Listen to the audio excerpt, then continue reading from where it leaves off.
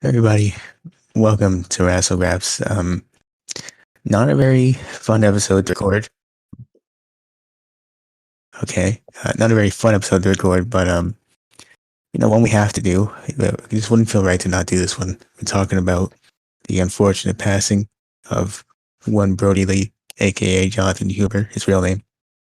Yeah, or if you knew him from WWE, his name is Luke Harper in WWE. Just very saddening news. Like when I heard it on Saturday, I was very shocked. Like I didn't know what to do because I saw it on my phone and a notification popped up in which it was the botch guy and it said Brodie Lee dies. And I said, what? This can't be real. And I checked Twitter and it was true. And I was just fucking saddened, like completely shocked. It's just tragic. It's just devastating. It is, yeah. It's obviously never good to lose somebody, but it hurts especially when it's somebody who was as young as Brodie was and who had so much left in him. Was such a good guy, you know. Yeah, my guy, he had so much left in him, like you said. Like, I mean, he could have won the AEW World Championship. I feel like that's where, like, he won the TNT Championship, of course, which is great. Good memories there with him and Cody in the dog collar match, or just him and anybody fighting over the TNT Championship. Him and Orange Cassidy, maybe. But yeah. Yeah. He's had some very interesting matches, some very good ones. Of course, I don't really know much of him outside of his WWE stuff and AW stuff, but some stuff that comes to mind Everyone is, brings up Shakara when you talk about like out of WWE and stuff. So like that's probably where you'll find most of his memories. Like really, really, really cool. And I feel like he's wrestled everywhere, is what I heard. So I never really watched him outside of WWE until he came to WWE and joined the Wyatt family, like you did as well. yeah, So that's probably where most people found him out in the Wyatt family. yeah. Obviously, has some great matches.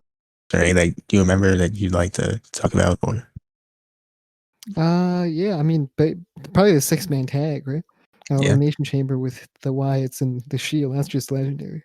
Because I yeah, watched that when I was a kid. I was like, wow, these guys are killing each other. These guys are going insane, balls to the wall. Just like Brodie Lee, Luke Harper at the time was killing it. Like I remember he actually was one of my favorites, probably in that Wyatt family group, because Eric Rowan really wasn't.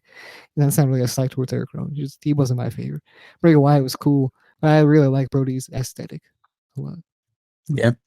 He had a very interesting presence about him that it's just really cool to see on WTV and on AWTV and all that stuff. He had very much, as like you said, 6-man tag, but also his match with Randy Orton at Fastlane from 2017, I think.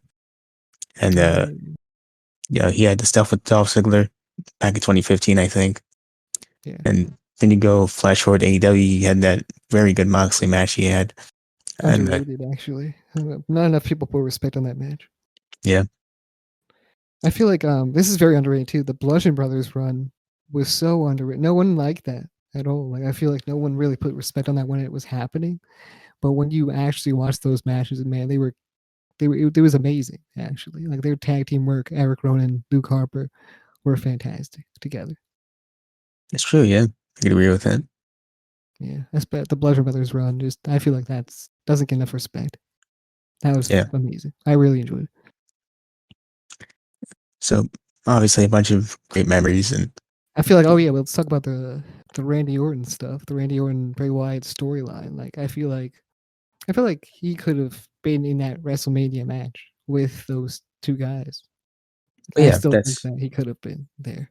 I feel like he should have been there. that's the one gripe that a lot of people, including us, had with that whole feud, is that it probably should have been him who won the title, you know? Yeah. Unfortunately it didn't happen, but you know, it's what I it was is. listening to Salamaster's kind of take on this whole thing, or not take, but more like tribute to Brodie Lee, and he brought up the fact that Brodie said on like a podcast or something that he told the writers that he was going to be the one that was going to get over in the storyline with Bray Wyatt and Randy Orton, and that's exactly what happened. Yeah. So that's insane. Because I mean, I remember I was rooting for Brodie Lee, I was rooting for Luke Harper. So I mean, definitely, and most of the crowd were there. He got huge pops every night. pay-per-view or something. And that just whole storyline was fantastic, brilliant. Yeah. Until the main event, which I feel like could have been improved if you put Luke Harper in there. Well, there's a lot of issues with that end of the storyline, but that's not the main Yeah, point. that's not the main point here. Just to pay tribute here. Like he was amazing at what he did. Yeah. And obviously he was He fit any underappreciated role. at WWE, but then he went over to AEW, of course. Went to the Dark Order. He had some of those great matches we've talked about. One with Cody, of course, and with Jon Moxley. He definitely elevated the Dark Order to what it is. He had a lot more work probably to do. I feel like he was doing what he had to do. Luke Harper was really killing it. Like especially that one promo I remember from that he cut. It was just full of passion. I saw that earlier on Twitter. Reminded me of it. Can't really pinpoint when it was, but yeah, it was a fantastic promo. Yeah. I feel like him, especially on being the elite. I really didn't see the elite stuff, but now that I look back on it, it's kind of like it's interesting to just look at it. It's kind of funny because it's just he's comedic gold. I'll never forget, man. Who the F is Griff Garrison. Yeah, Love that one. fantastic. Sue, this motherfucker doesn't like your food. I was like, oh god, this is the fucking funniest shit. He's a funny man. I gotta go back and watch some of that stuff. I remember him popping into the New Legacy charity stream because I was just so like he was a funny dude. He helped Johnny and I forgot who else was there. Evil Uno was there.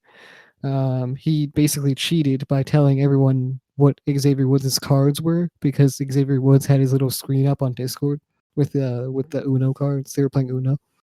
Yeah. And he just told John and Evil Uno what the cards were.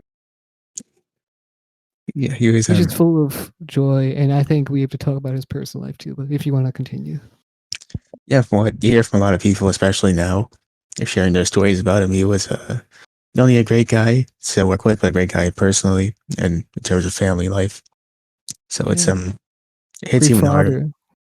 Yeah, well, we've been reading. We didn't know any of this stuff really. We just knew him as the character, Brodie, not Brodie, character of Luke Harper.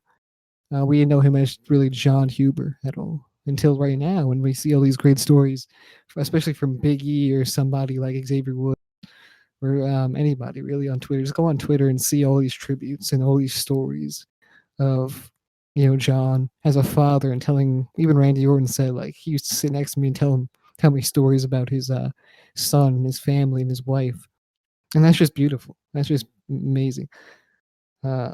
It's kind of heartbreaking to know that somebody like that was just taken from this world and his kids have to live with him not being in their lives anymore just so suddenly. It's just so sad.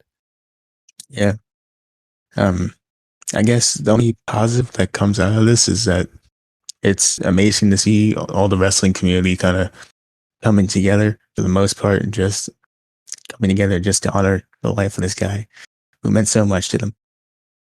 Yeah, I mean, I think what hit me the most was Bray Wyatt's Instagram post, in which he was, you can hear it like in the words, like you can definitely hear the words he was saying because he was both pissed, he was both like he was remembering different stories and whatnot. He was both reminiscent and he was just sad. He was heartbroken because of this tragic event that happened, and it led on into Sunday, led on into Monday, Tuesday, and Wednesday, where we heard everyone's stories and everyone grieving over this death.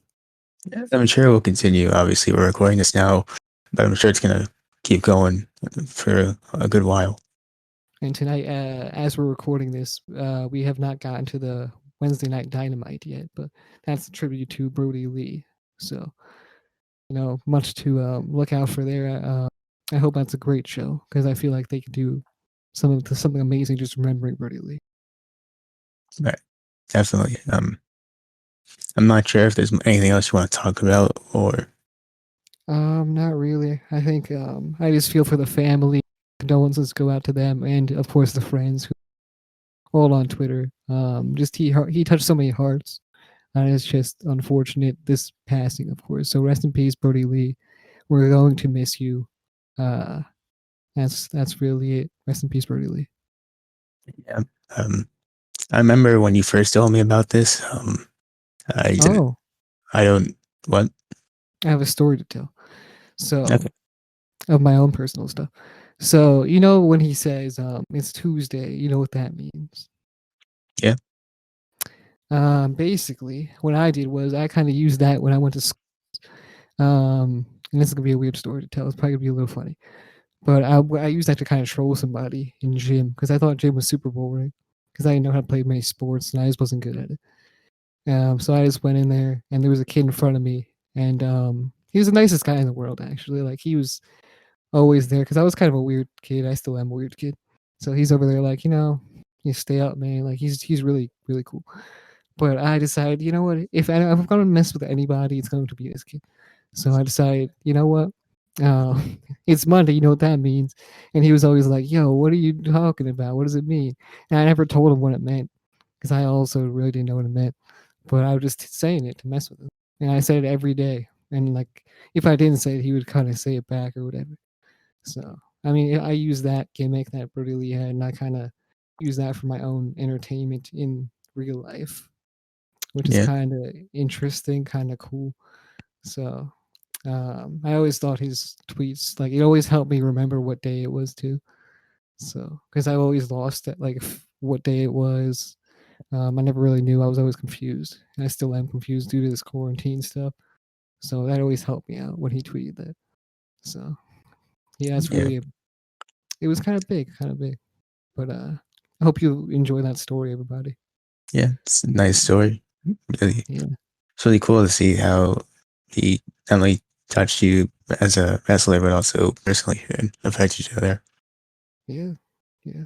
And I must say that that kid understood everything. Like he didn't mess with me back or anything. He wasn't negative doing that because we just knew it was both jokes. It was just jokes. So Yeah. he really entertained me a lot. And I guess for any last words I would have, I remember when you first told me about this on Saturday, and I told you like I don't really know what to say. Stuff like this. It's hard to find the words to explain how you feel about this.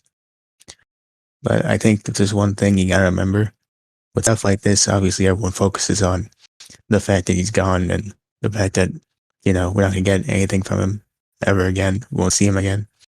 But I think it's always important to remember the things he left us with. You know. Yeah, 100%. I do agree. If you haven't told your family members, please do so. Please remind them because usually you might think that they already know, but it's nice to just hear it. You know, because you Yeah. never know what's gonna happen tomorrow. You never know. Right. You don't know what's gonna happen later today. You don't. It's just you can't predict it. Definitely. And before we draw us to a close, we're famous for our not famous, but known for our incredibly lengthy plugs. But we're obviously not going to do that today. Definitely not. This is just a tribute. We just want to get out there our thoughts. So we're just going to say, rest in peace, Brodie Lee. Rest in peace, John Huber. And we'll talk to you guys in the next one. Bye.